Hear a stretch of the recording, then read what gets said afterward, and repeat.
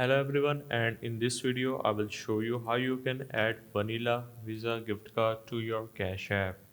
So in order to add your Visa gift card, it is pretty much simple and easy, just like you do with your normal credit or debit card. So tap on your profile icon on the top right corner, and you just need to go for link banks, and then you will have the option of link debit card on the top of your screen. If you have already added your bank or debit card already, you can also add another one. So simply tap on this, and now you just need to put that particular credit or debit card details.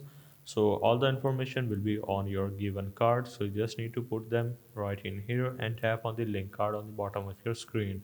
Now let's say you are facing some kind of error or glitches and you are facing trouble in order to connect this card. So what you need to do is to simply go for the support and tap on the chat icon on the bottom of your screen. Once you do so, you just need to tell the situation that you cannot connect your Visa gift card to your Cash App, and they will further assist you in this process.